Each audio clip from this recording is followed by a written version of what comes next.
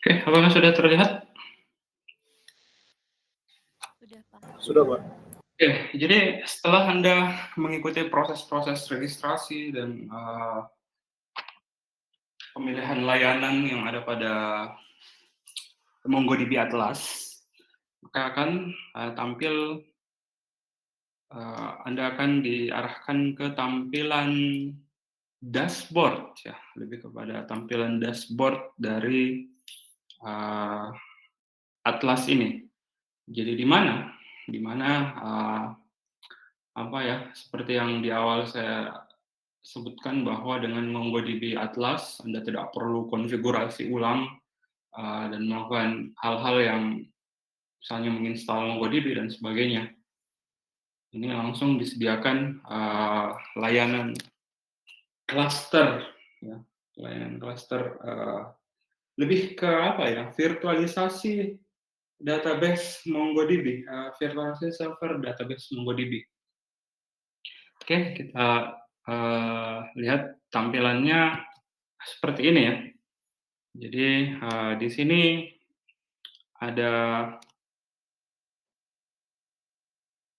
database deployment-nya, ini kita lihat versinya ya, versi kemudian, tadi saya arahkan Anda pilih Jakarta ya, tapi karena ternyata saya miliknya di sini sebelumnya adalah Singapura.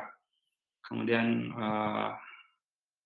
cluster tier-nya M0 Sandbox yang tadi, ada pilihan, gratis dan sebagainya. Oke, versi MongoDB yang terinstall di sini adalah versi 4.4.10. Oke. Nah, sebelum, kita melakukan konektivitas dengan, aplikasi pihak ketiga, ya, aplikasi pihak ketiga atau, MongoDB Kompas. Jadi yang pertama, kita harus masuk ke bagian security. Di bagian sini ya, di menu sebelah kiri, pada bagian security, yang pertama adalah Anda harus mengatur database access. Karena ini akun saya sudah lumayan, eee, saya sudah buat sebelumnya, ya, saya sudah buat sebelumnya.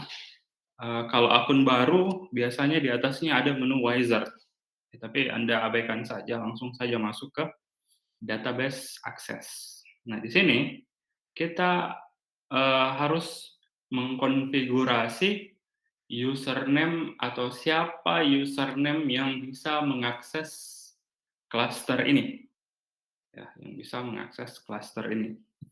Jadi kita, di sini ada tiga pilihan ya, Anda menggunakan password, certificate, atau, Amazon Web Service IAM. Jadi kalau saya untuk awal sebagai awal, kita gunakan password yang seperti biasa, misalkan new user, nah, kemudian Anda ketikkan password-nya, ataupun, di sini Anda bisa melakukan auto generate.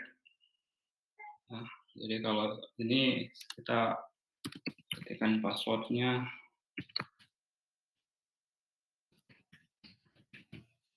Setelah itu di sini, ada pilihan ya, sebagai Atlas admin, read and write, only read any database. Jadi kita pilih di sini read and write to any database. Yang lainnya diabaikan saja, setelah itu kita klik add user. Oke, jadi di sini sudah ada user baru, new user. Nah, langkah berikutnya, ya karena, walaupun server ini berada di cloud, ya, kita harus masuk internet, tapi ketika kita ingin menjalankan aplikasi misalkan secara lokal ataupun, kita ingin melakukan, database menggunakan Kompas contohnya ya, maka kita harus melakukan apa ya, melakukan, eee pengetatan security. Nah, di network access ini, jadi saya hapus dulu ya. Awalnya setelah Anda buat cluster itu network access list ini kosong. Jadi apa maksudnya? IP access list ini adalah untuk memberikan izin bahwa aplikasi cluster ini, database ini, itu bisa diakses dari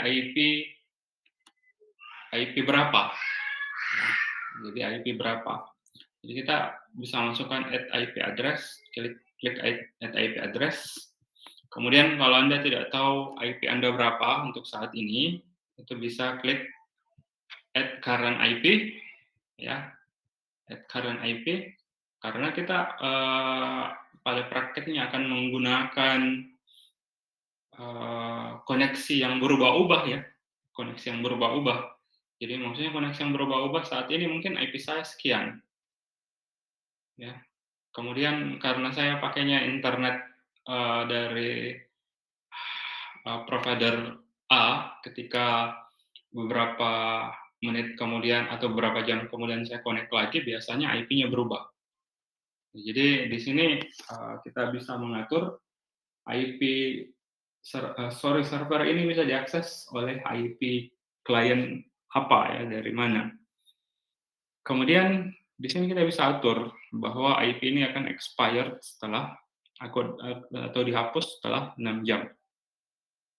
Bisa juga misalkan kita gunakan konfigurasi ini dulu ya. Oke, confirm. Oke, maka kita tunggu prosesnya. Jadi proses pembuatan klaster baru ini itu biasanya membutuhkan waktu 3 sampai 5 menit ya, 3 sampai 5 menit.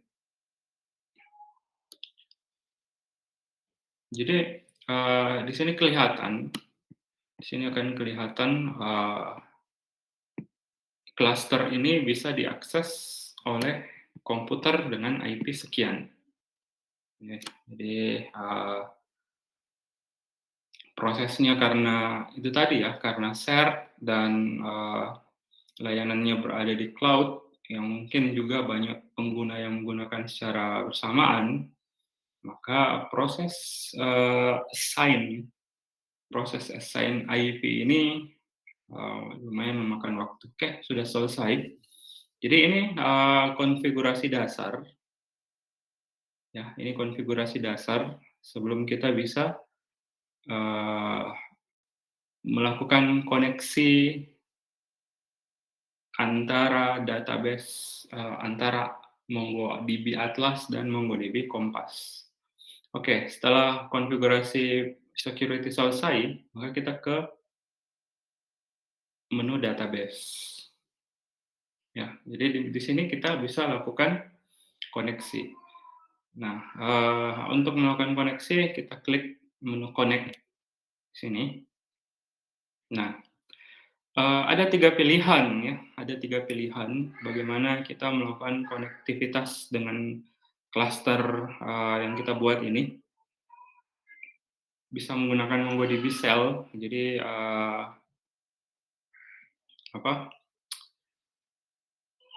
Atlas mendukung konektivitas juga menggunakan Shell ya, MongoDB Shell.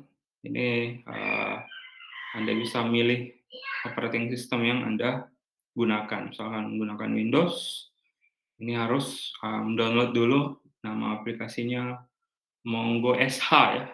Ini SH singkatan dari Shell. Jadi Shell ini mirip seperti command prompt. Ya, jadi kalau Anda kemarin melakukan praktikum menggunakan command prompt, maka untuk melakukan koneksi antara command prompt dengan server kita yang sudah kita buat menggunakan MongoDB Atlas, maka kita harus menginstal Mongo SH ya, Mongo Shell. Kemudian ini ada beberapa pilihan operating system lainnya ya. Karena kita ingin melakukan koneksi dengan MongoDB Compass, maka ada pilihan pada bagian bawah. Kemudian juga ketika ini pilihan yang ketiga ya, pilihan yang kedua, ini yang saya maksud tadi, ketika Anda mendevelop sebuah aplikasi, menggunakan Node.js, ya, atau menggunakan Python, menggunakan Perl, menggunakan PHP, maka Anda harus, melakukan koneksi menggunakan bagian ini. Ya, jadi, Node.js, jadi misalnya Anda menggunakan driver-nya Node.js, ini silakan kita bisa milih. Nah, dari sini, maka, MongoDB Atlas akan memberikan ini namanya connection string. Ya, connection string inilah yang kita gunakan untuk melakukan koneksi dengan, MongoDB Atlas atau database yang sudah kita buat, gitu ya. Jadi, ini untuk, pilihan-pilihannya. Jadi nanti ketika Anda, akan mendevelop aplikasi, misalkan aplikasi berbasis PHP, di mana database-nya itu, eee, database-nya berada di MongoDB Atlas, maka Anda harus menggunakan metode konektivitas seperti ini, gitu ya. Nah, karena kita mau, gunakan MongoDB Kompas, kita pilih bagian bawah. Jadi di sini kita bisa mengeksplor, memodifikasi, dan memvisualisasikan data kita menggunakan MongoDB berbasis Graphical User Interface atau MongoDB Kompas.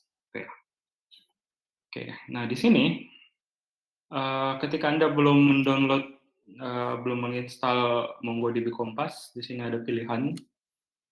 Silakan Anda download, misalkan menggunakan Windows 10 berarti Anda ada pilihannya Windows 7 Plus. Ada bentuk zip, ada bentuk MSI. Kalau yang bagian atas ini bentuknya .exe, ya executable. Jadi Anda bisa klik 2 kali, proses install dan sebagainya.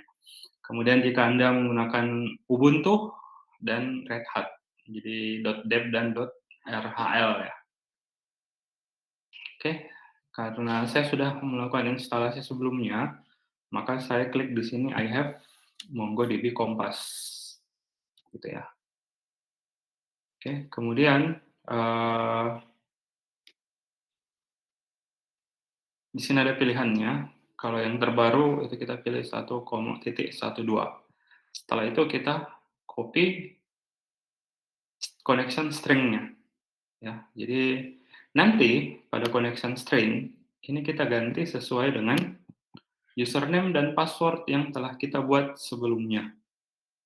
Nah, jadi username dan password yang telah kita buat sebelumnya. Jadi kita copy dulu, copy, kemudian kita tutup. Oke, selanjutnya saya akan membuka, MongoDB Kompas. Oke, saya stop dulu ini ya.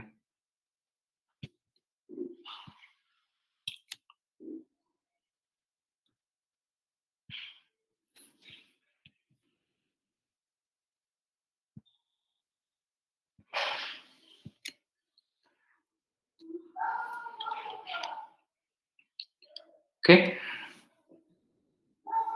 apakah sudah terlihat?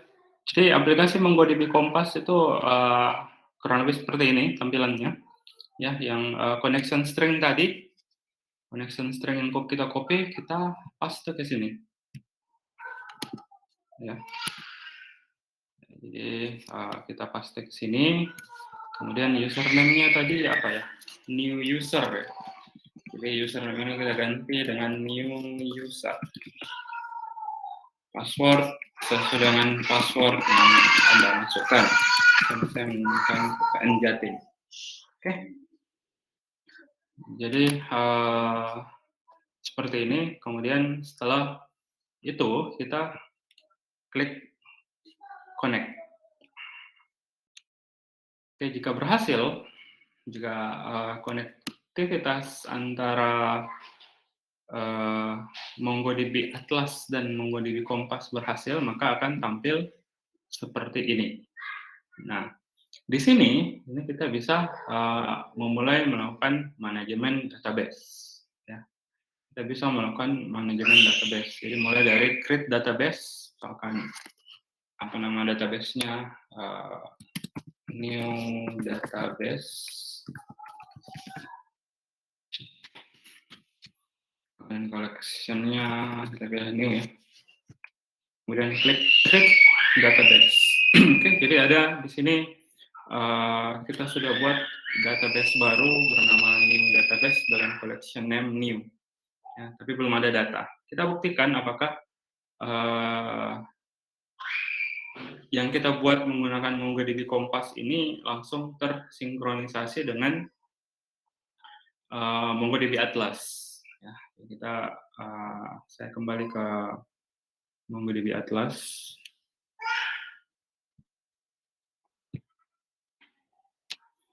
Oke. Kemudian untuk melihat database yang kita buat, kita klik browse collection, gitu ya.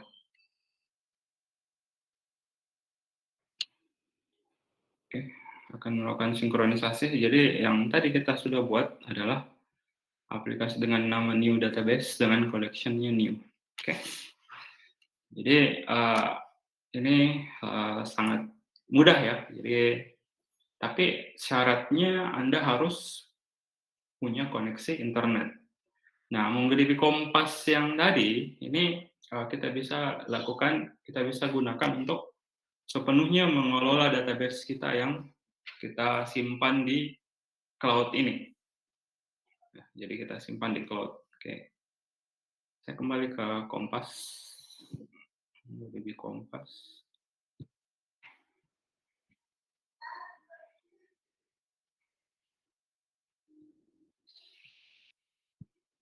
Oke, jadi di sini kita bisa mulai membuat database, ya. Di sini misalkan kita add data. Untuk memasukkan dokumen baru, kita bisa pilih insert dokumen, kemudian bisa pilih bagian sini ya. Jadi ini objek ID, kemudian tambahkan field apa ya, misalkan nama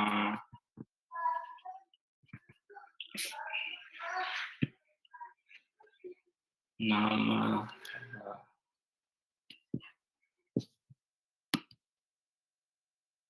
nama di sini Afdal. Kemudian nama, kemudian tambahkan lagi field after name, misalkan apa ya. Jadi di sini kita bisa milih ya, milih tipe datanya apa, dan seterusnya. Jadi ini untuk menambahkan database. Sebenarnya lebih simpel ya dibandingkan yang ketika kita menggunakan full shell. Kemudian untuk mengimport database, jadi di sini kita bisa add data, import file. Nah, kemudian kita bisa select file. Yang mana tadi? Yang restoran ya. Oke, ini ya yang sering kita gunakan untuk mengerjakan tugas. Kita coba import di sini. Oke, kemudian klik import.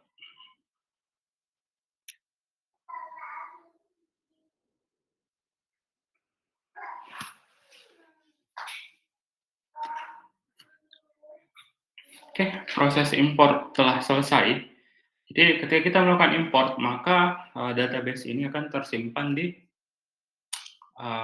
MongoDB Atlas. Ya, akan tersimpan di server yang tadi Anda telah buat, gitu ya. Jadi karena tadi Anda kita membuat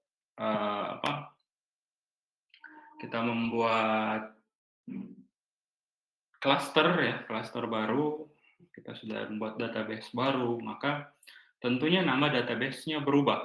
Ya, yang kemarin itu nama database-nya restoran yang kita import, maka dia akan menyesuaikan dengan database yang kita buat tadi. Jadi new database dan collection new. Ya, nah di sini kita bisa melihat agregasi dari data, kemudian kita bisa lihat scheme-nya, kita bisa klik analysis ya. Jadi analisis ini akan memperlihatkan skema dari database restoran yang biasa kita gunakan, ya. Jadi di sini ada pilihan, alamatnya, ya, kemudian grade, ya, name, restoran ID, ini masih proses, ya.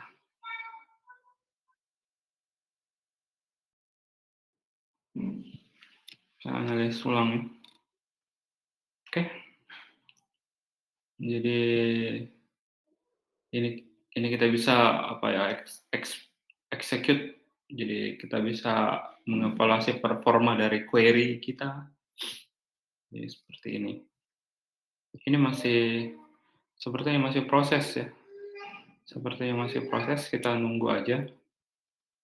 Oke, kemudian, eee, sambil nunggu, kemarin di di tugas di tugas itu kita kan, apa ya, gunakan sel, ya, kita gunakan sel. Nah, pada, MongoDB Kompas juga ada selnya, ya, jadi di bagian bawah sini, Mongo Sel namanya. Jadi kita bisa, eee, melakukan operasi, eee, database menggunakan sel juga, menggunakan MongoDB Kompas ini, ya. Jadi Mongo Sel, misalkan use, new database. Dari sini kemudian kita bisa, eee, masukkan query sederhana, ya, jadi db dot, namanya new, ya, db.new find.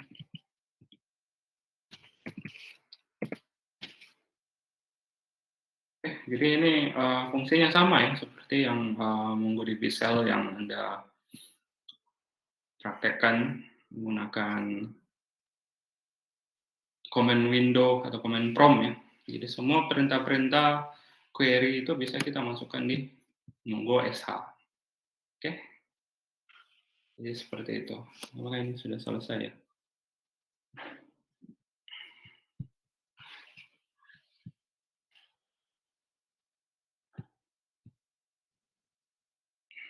Sepertinya masih proses, ya. Jadi ini akan melakukan, eee, visualisasi skema yang ada pada database.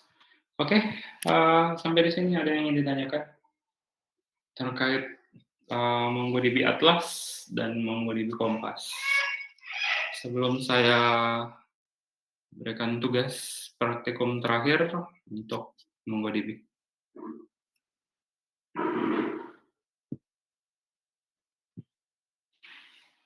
Ibnu Sahih, ada pertanyaan? Cukup, Pak. Mungkin nanti langsung dipraktekkan saja biar tidak lupa. Atau sebelumnya sudah ada yang menggunakan MongoDB Atlas dan Kompas untuk mengerjakan tugas? Mana lebih gampang ini, ya? Iya, jadi, seandainya di awal saya berikan ini, maka Anda akan merasa terlalu gampang, ya, untuk mempelajari MongoDB. Tidak perlu, lakukan konfigurasi di komputer, lokal, cukup menggunakan, MongoDB Atlas. Semua perintah-perintah, kita bisa masukkan ke MongoDB Kompas. Ya, tapi itu tadi, ya, ini minimal Anda memiliki koneksi internet. Pekan lalu yang dipraktekkan itu query yang keberapa, ya? Pertanyaan soal sampai nomor berapa, ya? 25, ya? Sampai 20, Pak. Oke, berarti, nomor 21 sampai 32 itu Anda kerjakan menggunakan MongoDB Kompas, ya. Jadi saya sudah, simulasikan tadi juga bagaimana mengimpor, database restoran. Tentunya, ini akan menggunakan database yang berbeda namanya, ya. Jadi Anda bisa, kondisikan nama kondisikan sintaks query-nya, ataupun juga kalau misalkan saya mau samakan saja ya mau samakan saja dengan nama database restoran. Jadi itu lebih mudah lagi. Itu ya. Jadi file ini, file file modulnya saya akan upload ke Ilmu. Jadi tugasnya itu Anda simulasikan yang di modul, kemudian mengerjakan soal nomor 21 sampai terakhir. Jadi pekan depan hari Selasa, hari Rabu ya, sesuai dengan jadwal kita akan melakukan ujian akhir semester. Tugasnya ini dikumpul paling lambat pekan depan. Oke, kalau tidak ada pertanyaan, ada Muhammad Rafka, silahkan. Maaf Pak, izin bertanya, untuk tugas minggu lalu bagaimana Pak dikumpulinnya? Oh, saya belum ini ya, dikumpul hari ini ya. Saya akan buat form pengumpulan di Ilmu. Mungkin kelupaan ya. Baik Pak. Oke. Oke, kalau tidak ada yang ingin ditanyakan, jadi untuk menutup perkuliahan NoSQL ini, jadi pada dasarnya ini adalah teknologi baru dan sudah mulai banyak digunakan. Ya, harapannya karena Anda mengambil prodi sains data, maka mau tidak mau akan ketemu dengan konsep pengolahan data yang besar. Ya, nah, tentunya kalau data yang besar, itu paling cocok adalah NoSQL. Nah, selain itu mungkin di beberapa mata kuliah ke depan Anda akan atau sudah ya dapat tahu istilah reduce MapReduce dan sebagainya. Itu nantinya ada kaitannya juga dengan database NoSQL dan MongoDB. MongoDB ini yang tadi ya di Atlas ini juga bisa terkoneksi dengan beberapa aplikasi-aplikasi untuk data mining dan big data analytic. Ya. Jadi ini sebagai dasar semoga bermanfaat untuk mata kuliah ini. Jadi silahkan dan juga mohon maaf saya merasa belum maksimal ya dalam memberikan mata kuliah NoSQL ini karena yang pertama mungkin di awal saya sudah ungkapkan ya bahwa saya terakhir mengajar database itu 10 tahun yang lalu. Ya, karena saya fokus di jaringan, tapi karena diberikan kepercayaan oleh Kaprodi, Pak Gede, maka ya saya terima. Karena memang perkembangan database ini sangat cepat juga ya. Jadi dan sekarang kita berada di era big data di mana relational database sudah tidak rasional lagi digunakan. Jadi orang sudah mulai berpindah ke NoSQL. Oke, itu sebagai penutup. Lebih dan kurangnya mohon dimaafkan selama setengah semester ya. Jadi saya tunggu kerjaan tugas setelah ini dan insya Allah pekan depan kita akan ujian akhir semester. Saya akhiri wabillahi taufiq wal hidayah. Assalamualaikum warahmatullahi wabarakatuh. Waalaikumsalam. Waalaikumsalam.